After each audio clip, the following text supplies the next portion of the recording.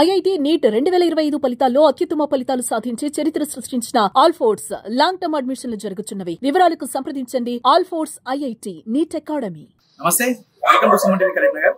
నేను మీ అండి. ఏబీవీపీగా తన ప్రస్థానాన్ని స్టార్ట్ చేసిన బండి సంజయ్ ఏబీవీపీ విద్యార్థి సంఘం నాయకుడిగా, అనంతరం బీజేపీ కార్యకర్తగా, అర్బన్ బ్యాంక్ డైరెక్టర్గా, కార్పొరేటర్గా, అదేవిధంగా కరీంనగర్ ఎంపీగా, తెలంగాణ రాష్ట్రానికి బీజేపీ రాష్ట్ర అధ్యక్షుడిగా, తర్వాత రెండవసారి ఎంపీగా భారీ మెజార్టీతో, అదేవిధంగా ప్రస్తుతం కేంద్ర మంత్రిగా ఉన్నటువంటి బండి సంజయ్ రాజకీయ ప్రస్థానం నా కూతురు నా పరిస్థితి.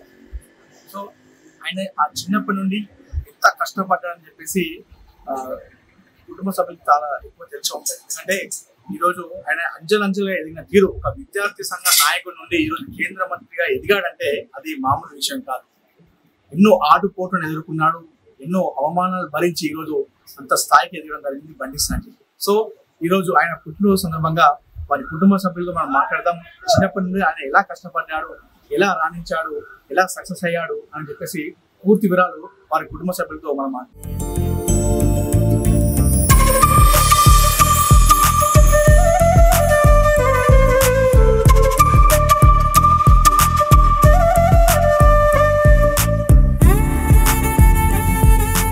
ప్రస్తుతం నేను బండి సంజయ్ గారి ఇంట్లోకి రావడం జరిగింది. కుటుంబ సభ్యులతో మాట్లాడడం. ప్రస్తుతం నాతో వారి అమ్మగారు ఉన్నారు, ఆ తల్లిదండ్రులు మాట్లాడడం. అమ్మ నమస్కారం. ఈరోజు మీ కుమారుడి పుట్టినరోజు. చిన్నప్పటి నుండి ఎన్నో ఆటుపోట్లు ఎదుర్కొన్నారు, ఎంతో కష్టపడి ఒక కార్యకర్తలను మొదలుకొని ఈరోజు కేంద్ర మంత్రి స్థాయికి రావడం జరిగింది. ఇది ఒక మామూలు విషయం కాదు, ఎందుకంటే మీ బ్యాక్గ్రౌండ్ ఎవరు కూడా పాలిటిక్స్ లో రాలేదు. కానీ ఒక వ్యక్తి కార్యకర్త నుండి కేంద్ర మంత్రి రావడం వెనకాల ఎలా కష్టపడ్డాను చిన్నప్పటి చాలానే కష్టపడ్డారు. ఇక అప్పుడు కొంచెం మాకు ఇబ్బందిగానే ఉంటుండే, ఇక అన్నిటికీ కష్టమే ఉండే. వాళ్ళు కష్టపడి చదువుకున్నారు, చిన్నప్పటి నుంచి కష్టపడి ఇప్పుడు ఈ స్థాయికి వచ్చినట్టు వాని కష్టమే. చాలా ఇబ్బంది పడి ఆటపోట్లు బాగా ఇదే వేలు రాటి దెబ్బలు తిన్నాడు, ఎన్నటికో అన్ని భరించాడు. అన్ని భరించి అంత కష్టపడి పెట్టుకుని వాడు ఆయన కష్ట ఫలితం ఆ అమ్మ వాళ్ళ దైవాన్ని వాడిద్దరు స్థాయికి వచ్చాడు. సంతోషం. అంటే చిన్నప్పుడు ఎలా ఉండేవాడు సంజయ్ అన్న? చిన్నప్పుడు ఎలా ఉండేవాడు? మామూలుగానే పిల్లలు వేరే స్నేహితులు ఎవరు ఉండకపోదు. మా నలుగురు పిల్లలే వాళ్ళ ఇంట్లో, వాళ్ళు చదివేందో వాళ్ళ ఆట ఏందో వాళ్ళే చేసుకుంటూ, బయట పిల్లలు ఎవరు ఇంటికి రాకపోదు, స్కూల్ వరకే. కానీ ఇంటికి మాత్రం వాళ్ళే నలుగురు, వాళ్ళ అక్క అన్నలు తప్ప అన్నట్టు ఉంటారు. ఇంట్లోనే చదువుకుందరు, ఆడుకుందరు, వాళ్ళే ఏమి ఇబ్బంది అల్లరి ఏమీ లేదు. మా పిల్లలు నలుగురు పిల్లలు ఏమి అల్లరి చేయకపోదు. క్రమశిక్షణ వాళ్ళ పనులు వాళ్ళు చేసుకుంటారు, వాళ్ళు చేస్తారు. కానీ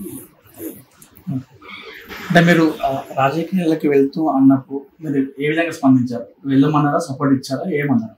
ఇవాళ నాన్నకు వాడిని ఇష్టమే ఉంటుండే, కానీ తెలియనియకపోతుండే వాళ్ళు చెప్పు. కానీ వాళ్ళు చేసేది చేస్తుండే, బయట చేసినవి మాత్రం ఇంటి దాకా రాకపోతుంది. ఎవరైనా చెప్తేనే మాకు తెలుస్తుండే, కానీ వాళ్ళు మాత్రం చెప్పారు. ఇప్పటికి కూడా ఏది చెయ్యని, ఇప్పుడు గుడి కట్టాడు కదా, గుడి మొదలు పెట్టేదాకా కూడా మాకు తెలియదు.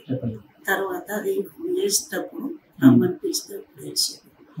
ఏ పని చెయ్యని చెప్పి చెయ్యడు, చేసి చూపిస్తాడు. అంతే, నేను ఇది చేసినా అది చేసినా అని డబ్బాలు కొట్టుకునే వ్యక్తిత్వం లేదు మన దగ్గర. అట్లా మంచి స్వభావం ఉంటుంది, గొప్ప చెప్పు. మా ఇంట్లో మా సంజయ్ కాదు, మా ఇంట్లో మేము ఎవరు వాళ్ళ నాన్న ఉన్నప్పటి నుంచి వాళ్ళ నాన్న కూడా చాలా మందికి సాయం చేశాడు. టీచర్ పనులు చేస్తుండే. ఇలా వాళ్ళు పేద వాళ్ళు ఉంటారు కదా, వాళ్ళకు మంచి ఉద్యోగాలు అవి ఇప్పించి వాళ్ళ నాన్న కూడా సాయం చేస్తుండే. అప్పటి నుంచే.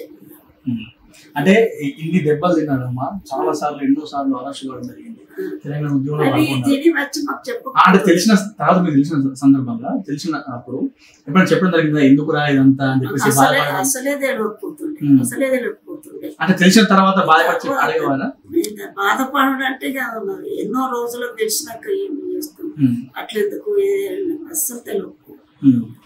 కానీ ఇంటి దగ్గరకు పోలీసులు ఎక్కడ ఏ గొడవ అయినా సంజయ్ దగ్గరికి పోతాం. మేమేమంటుంటే ఎక్కడ గొడవ అయితే సంజయ్ దగ్గరికి వస్తే సంజయ్ ఒక్కడేమంటే సంజయ్ దగ్గరికి వస్తే తెలుస్తాయి కదా అవి అని చెప్పి వస్తాము అది అని అంటుంటారు. పిల్లలు సంజయ్ ఏటన్నా తప్పించుకొని వెళ్తుండే కదా, అప్పుడు మా పెద్ద బాబుని పట్టుకుపోదురు, ఏమైనా తీసుకుపోదురు. 3 సంజయ్ ఎక్కువ రేటు, 2 సంపద తక్కువనే. ఇక వాడు ఉంటే వీడు పోతే ఇక మా సంపద అప్పుడు సున్నాకు మా బాగా దగ్గరగా ఉంటుంటే మా సున్నాకు వీళ్ళ దగ్గరికి నేను అని తీసుకోకపోతే వాళ్ళు తీసుకొచ్చి ఇస్తారు. అన్నప్పుడు మంచిగా ఉంటాయి. కష్టపడి పైకి వచ్చి అంటే బండి సంజయ్ గారు ఏదైనా అనుకుంటే ఖచ్చితంగా విడిచిపెట్టాడు. అది జరిగేంత వరకు కూడా ఆ పనిని ఆపాడు. ఒక మొండిలాగా అంటారు. ఆ మొండి చిన్నప్పటి నుండే ఉందా? చిన్నప్పటి నుంచే ఉన్నది. ఇప్పుడు ఎంత మనం ఎన్ని అన్నా మనం తెలివినే అయిపోను. ఇప్పుడు తెలిసినది ఎందుకు అని అంటే పట్టించుకోకపోతుంది, పట్టించుకోదు. తన పని తను చేసుకుంటుండే కానీ చిన్నప్పటి నుంచే మొండితాను. ఈ లయల స్కూల్లో చదువు 9th క్లాస్ అప్పుడు లయల స్కూల్లో వేసినాం. మేము పెట్టి వచ్చినాం. దూరం శిశుమతి దూరం వేస్తే అక్కడ బాత్రూమ్లు కట్టి మన స్వస్తికులు హోమంలు అని వెంటిలేటర్లు కట్టారు. అది చూసి ఓ రాత్రి ప్లాన్ తన తోటి ప్లాన్ తీసుకొని కూలగొట్టి అప్పుడు గొడవైంది. ఎప్పుడు ఏమనలేదు. రిజల్ట్ ఆపేది. రిజల్ట్ ఆపేసరికి ఇక బాగా ఇదైపోయి ఆ శిశు మందిర్ సార్లు మాణిక్యరావు లెక్చరాలు వీళ్ళందరూ కూడా మీది పోదామంటే ఇక మా సార్ వద్దని చెప్పి తనే పోయి వాళ్ళతో మాట్లాడితే అప్పుడు మళ్ళీ రిజల్ట్ ఇచ్చిండ్రు. నా ఫాదర్ను సస్పెండ్ చేసిండ్రు. అప్పుడు పెద్ద అది 8వ తరగతి 9వ తరగతి కానీ అప్పుడే సంచలనమైంది. బాగానే ఇదైంది కరీంనగర్ మొత్తం. సంజయ్ రిజల్ట్ ఆగిందట అది అని. అప్పుడు కూడా బాగానే ఇదైంది. నీకు ఇట్లా అన్ని చిన్న చిన్నవి బాగానే జరుగుతుంటాయి అని తెలుగు చాలా రోజులకు తెలుస్తున్నాం. అంటే ఇప్పుడు ఇంత స్థాయికి ఎదిగింది, చిన్న స్థాయి నుండి పెద్ద స్థాయికి ఎదిగింది. ఏమనిపిస్తుంది అంటే ఇప్పుడు ప్రధాని నరేంద్ర మోడీ దగ్గర మొదలుకొని అందరితో కూడా ఇప్పుడు సత్సంబంధాలు సంతోషంగా ఉంటుంది కదా, గర్వంగా ఉంటుంది కదా. అంత కష్టపడి అంత పైకి వచ్చి 2 రోజులు పైకి వచ్చిన తర్వాత ఒక స్థాయికి వచ్చిందంటే ఈ ఏ తల్లిదండ్రులకైనా సంతోషంగా ఉంటుంది. ఇప్పుడు ఎప్పుడు చల్లగా మంచిగా దేశ సేవ చేసుకుంటాం, మంచిగా చల్లగా ఉండాలని. అంటే ముందు మీరు ఆశీర్వాదం తీసుకుంటారు సంజయ్ వెళ్తే, తర్వాత ఖచ్చితంగా అమ్మవారు ఆశ. ఎందుకు అంత అమ్మవారు అంటే ఎందుకు అంత ఇష్టం? తనకు అమ్మవారు అంటే మాకు కొంచెం విలువేపు లాగా అయిపోయింది. ఆమె వాళ్ళ దయ వల్లనే కదా నా కొడుకు మళ్ళా జన్మ ఎత్తినట్టుగా అయిపోయింది కదా. అందుకే ఆ అమ్మవార్లకు నమ్ముకుంటాడు. మా సంజయ్కి జన్మదిన శుభాకాంక్షలు చెప్తూ ఆశీర్వదిస్తున్నా. మనం బండి సంజయ్ అన్న వాళ్ళ ఇంట్లో ఉన్నాము. ప్రస్తుతం మనతో వారి అన్న శ్రవణ ఉన్నారు. ఇందాక మనం మాట్లాడుకున్నట్టు అందరూ అన్న అని పిలుస్తారు సంజయ్ అన్న, కానీ సంజయ్ అన్నకే అన్న. అంటే చిన్నప్పటి నుండి ఎలా ఉండేవాడు? ఈరోజు బర్త్డే కాబట్టి చిన్నప్పటి నుంచి వాళ్ళ బంధం ఎలా ఉండేది, ఎలా ఎదిగారని చెప్పేసి నమస్తే.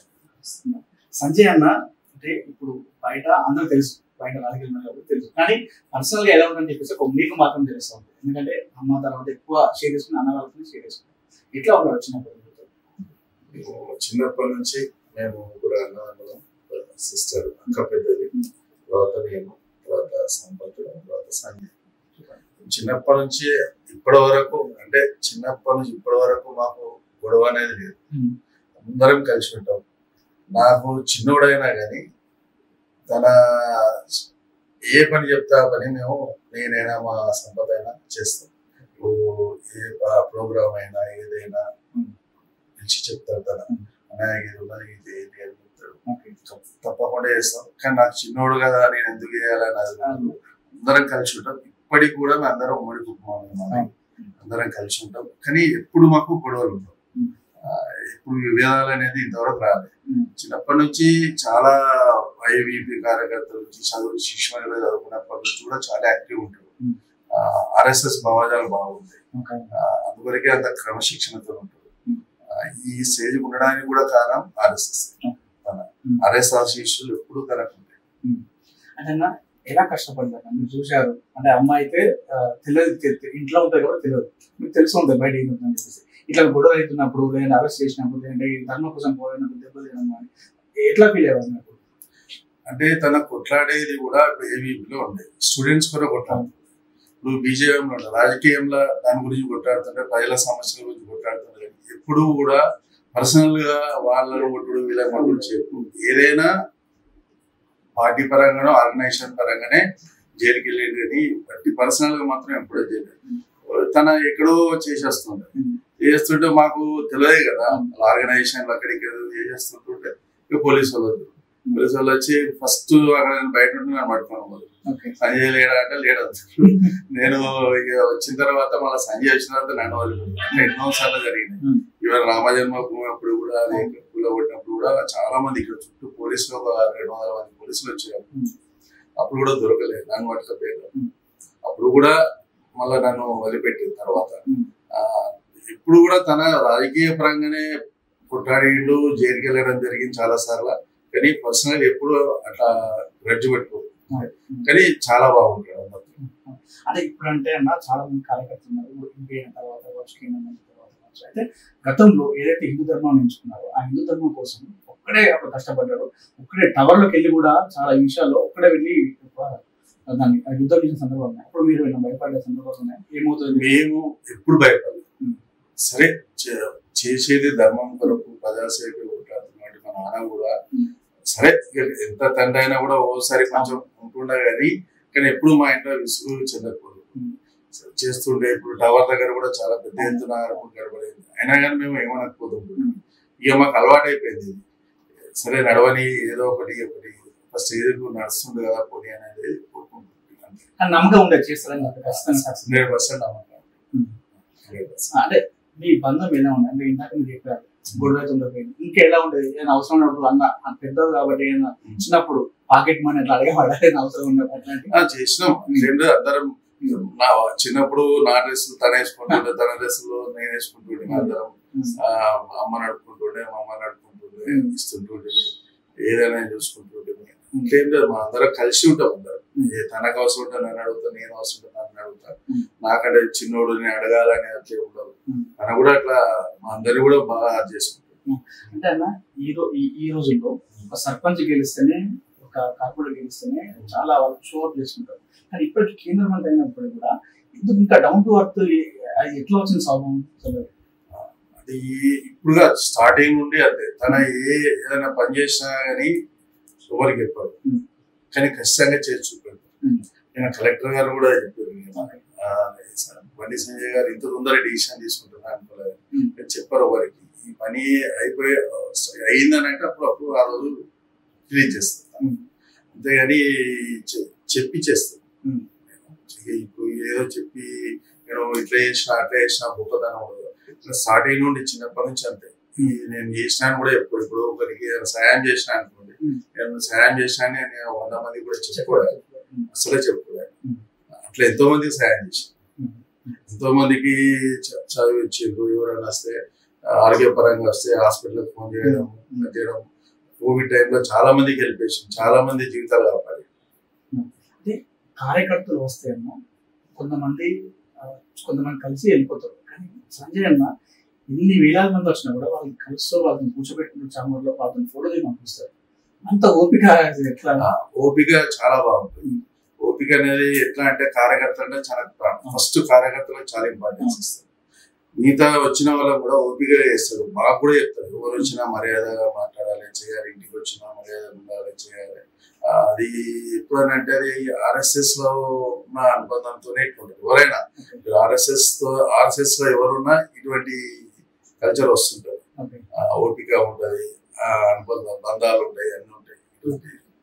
అంటే ఏదన్నా సంజయ్ గారికి మీరు ఎప్పుడన్నా ఫేస్ ముఖంగా చెప్పలేనిది ఏదైనా ఉందే ఒకసారి కెమెరా చూసి చెప్పండి, ఏదన్నా ఆయన దూకుడు కావచ్చు, ఏదన్నా మీకు ఏదైనా ఉంటే చెప్పు, కెమెరా చూసి చెప్పండి, ఏదైనా చెప్పేది ఉంటే. చెప్పే తనకు చెప్పేంత చేసుకోడు. నేను ఇట్లా ఆ టైం ఎప్పుడు తెచ్చుకోలేదు, ఇట్లా చేయాలి అట్లా చేయాలి అనే టైంలో ఎప్పుడు తెచ్చుకోలేదు. చేసి చాలా పర్ఫెక్ట్ గా చేస్తుంటారు. ఏ ప్రోగ్రామ్ అయినా, ఏ ఇష్యూ అయినా, ఏదైనా ఈజీగా హ్యాండిల్ చేసుకుంటాడు. అంత ధైర్యం కూడా ఉండదు. అట్లా అటువంటి ఎప్పుడు రాలే. ఇట్లా అట్లా నేను ఇవ్వడం చేయడం అనేది అటువంటిది ఎప్పుడు రాలేదు. అట్లా తెచ్చుకోలేదు. ఓకే. సో అన్న బర్త్డే కాబట్టి మామూలుగా అంటే ఇప్పుడు కెమెరా ముందు మాత్రం మనం కొంచెం అదేగా మాట్లాడుతున్నాం కాబట్టి అట్లా కాకుండా తమ్ముడు కాబట్టి మామూలుగా తమ్ముడికి ఎట్లా చెప్తారు హ్యాపీ బర్త్డే అని చెప్తే అట్లా చెప్పండి కెమెరా సంజయ్ అని. హ్యాపీ బర్త్డే సంజయ్, ఇటువంటి బర్త్డేలు ఎన్నో జరుపుకోవాలని, ఆ భగవంతుని ఆశీస్సులు ఎప్పుడు ఉండాలని ఆ భగవంతుని కోరుకుంటున్నాను. Happy birthday Sanjay.